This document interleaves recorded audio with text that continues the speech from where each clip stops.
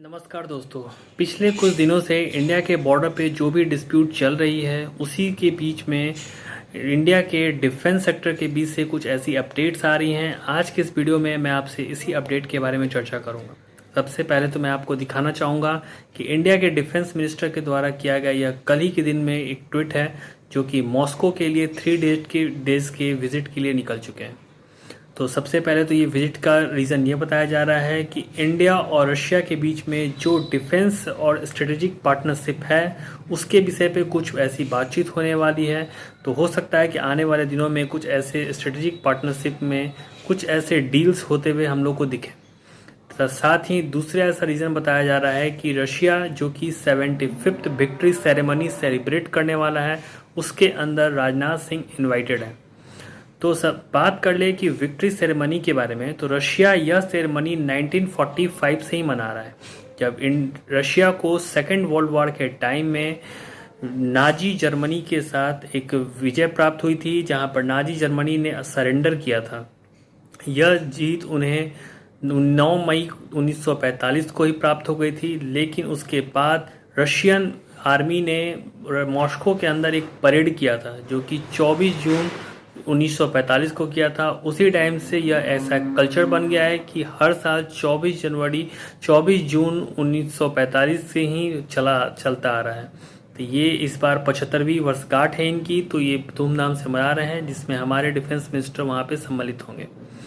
कुछ ऐसे लोग, जानकार लोगों का ये भी मानना है कि S-400 की डिलीवरी जो कि 2021 में इंडिया के अंदर होने वाली थी, हो सकता है कि राजनाथ सिंह इसके लिए भी कुछ ऐसा रिक्वेस्ट करे जो कि इसकी डिलीवरी कुछ और पहले हो पाए।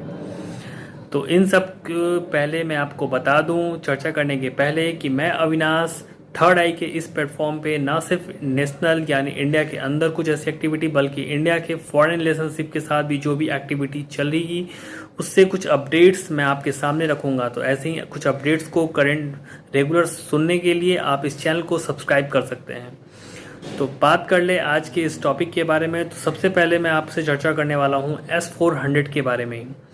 तो S-400 के बारे में कुछ बताने के पहले मैं सबसे पहले बताना चाह रहा हूँ कि यह आज के डेट में पूरे वर्ल्ड की सबसे मोस्ट पावरफुल डिफेंस सिस्टम है। यह रशिया 2007 से ही अपने आर्मी के अंदर डिप्लॉयड कर चुका है। ये इसके पावरफुल होने के बारे में ना सिर्फ रशिया बल्कि कुछ और ऐसी बड़ी इंस्टीट्यूट हैं जो कि उनके थिंक टैंक की रिपोर्ट आने के बाद भी पता चलती हैं, जैसे द इकोनॉमिस्ट हो गई या सिप्री जो कि Stockholm International Peace Research Institute है। इसकी भी समय समय पर डिफेंस से रिलेटेड कुछ रिपोर्ट्स आती हैं। उसके अंदर भी ऐसा बताया गया है कि S-400 आज के डेट में मोस्ट पावरफुल डिफेंस इक्विपमेंट है। आखिर ये सिस्टम वर्क कैसे करता है, तो पहले तो मैं आपसे ये चर्चा करना चाहता हूँ। ये आप मैप स्क्रीन पे देख रहे हैं, यह इंडिया और पाकिस्तान का एक मैप है। अगर इंडिया अपना कोई भी S-400 पंजाब सिटी के अंदर अगर अपना डिप्लॉयड करता है तो वो पूरे लाहौर के सेक्शन जो कि उसके 400 किलोमीटर के रेंज के अंदर ही आती है, उस पूरे एरिया को चॉक कर सकता है। उस एरिया से ना पाकिस्तान की कोई कमर्शियल फ्लाइट उड़ सकती है, ना ही अगर इंडिया चाहे वॉर के सिचुएशन में तो ना ही कोई ड्रोन उड़ सकता है, ना ही कोई उनकी डिफेंस से रिलेटेड या कोई भी उनकी मिसाइल्स हैं वहाँ से फ्लाई कर सकती हैं। अगर फ्लाई करती भी हैं तो उन्हें उन्हीं के बॉर्डर के अंदर उसे मार के गिराया जा सकता है। तो आप इसके पावर से आप क्लियरली इंगित हो गए होंगे कि आखिर ये सिस्टम कैसे वर्क करता है।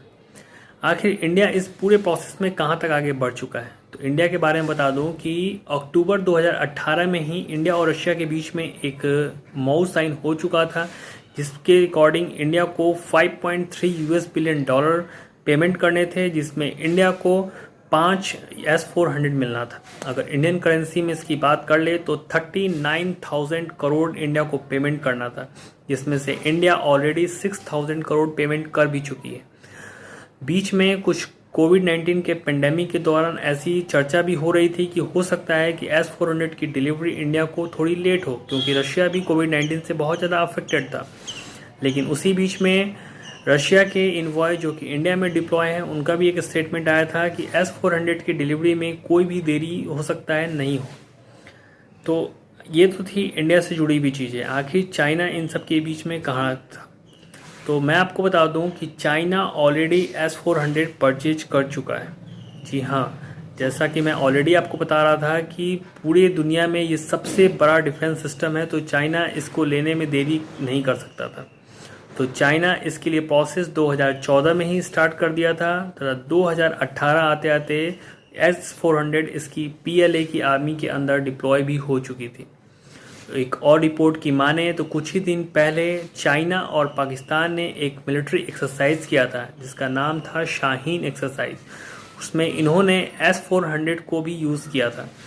तो निश्चित रूप से पाकिस्तान की जो एयर डिफेंस सिस्टम है वो S-400 के पावर के बारे में, फंक्शन के बारे में ऑलरेडी जान चुकी हैं और साथ ही उसके पावर के बारे में भी इंगित हो चुकी हैं। तो थैंक टू चाइना कि इसके पावर के बारे में उसे पहले ही बता चुकी है। अब मैं बात करना चाहता हूँ कि क्या कुछ दिनों के बाद इंडिया के पास भी फिर 400 होगी S-400 और चाइना के पास भी S-400 होगी, तो दोनों क्या एक सेम वर्क करने वाली है? तो वो नहीं। इंडिया के पास जो S-400 आने वाली है वो चाइनीज़ वर्जन ऑफ S-400 से कई ज़्यादा पावरफुल होने वाली है। ऐसा मैं क्यों बोल रहा हूँ? क्योंकि इंडिया जो S-400 यूज़ करने वाला है वो 4 लेयर सिस्टम में काम करने वाला है। वहीं अगर बात करूं चाइनीज़ S-400 की तो वो सिर्फ 3 लेयर में काम करने वाली है। 4 लेयर कहने का मतलब ये है कि यहाँ पर ऐसी 4 मिसाइलें होंगी जो सबसे पहली मिसाइल होगी वो तकरीबन 400 किलोमीटर तक के रेंज को टच करेगी। वहीं दूसरी 250 किलोमीटर, तीसरी 120 और चौथी 40 किलोमीटर तक के रेंज को टच करने वाली है। वहीं कंपेयर करें चाइनीज़ वर्जन ऑफ S-400 से तो वो सिर्फ 250 किलोमीटर तक की मारक क्षमता को टच कर सकती है। और तथा इसमें कुछ अपग्रेडेड सॉफ्टवेयर भी हैं जो कि इंडिया को अपग्रेड वर्जन में मिलने वाले हैं। और उसके रडार सिस्टम की अगर बात करूं तो 91N6E जो है वो भी 600 किलोमीटर तक के रेंज को रडार सिस्टम को अपने अंदर कैप्चर करके डिफेंस सिस्टम को बता सकती है। तो एक और सवाल हमारे मन में आ रहा होगा कि आखिर इतना एडवांस सिस्टम होते हुए चाइना ने इसके लोअर वर्जन को क्यों खरीदा? तो इसके बारे में मैं आपको बताना चाहता हूं कि अगर चाइना चाहता भी तो भी इस पूरे अपग्रेड वर्जन को नहीं खरीद सकता था। इसका रीज़न क्या था कि वर्ल्ड में एक ऐसी ग्रुप एग्जिस्ट करती है जिसमें हथियारों यानी डिफेंस इक्विपमेंट से रिलेटेड चीज़ों को खरीद बिक्री के पूरे को कंट्रोल किया जाता है। उस ग्रुप का नाम है MTCR, जिसकी सदस्यता इंडिया 2016 में ही ले चुका है। इसका अगर फुल फॉर्म की बात करें तो इसका नाम है मिसाइल टेक्नोलॉजी कंट्रोल रिजिम। इस ग्रुप्स के मेंबर जो भी होते हैं वो अपने अंदर कोई भी डिफेंस परचेज को अंजाम दे सकते हैं। उसकी रेंज कुछ भी हो सकती है, लेकिन इस ग्रुप से बाहर जो भी कंट्रीज आती हैं तो वो 250 किलोमीटर या 300 किलोमीटर से ज़्यादा रेंज की कोई भी डिफेंस परचेज आसानी से उनकी नहीं हो सकती है। यही एक रीज़न था कि चाइना रशिया से कोई भी डिफेंस परचेज हाई रेंज की नहीं कर सकता था। इसकी वजह से उसको नहीं मिल पाया और आज के डेट में ना चाइना ना पाकिस्तान इस MTCR का मेंबर नहीं है। तो उम्मीद करता हूं कि इन सारे चीज़ों के बारे में आपको एक इन्फॉर्मेशन मिली होगी जो आपको निश्चित रूप से एक मदद करेगी। तो thank you so much. Stay tuned with third eye channel. Thank you once again.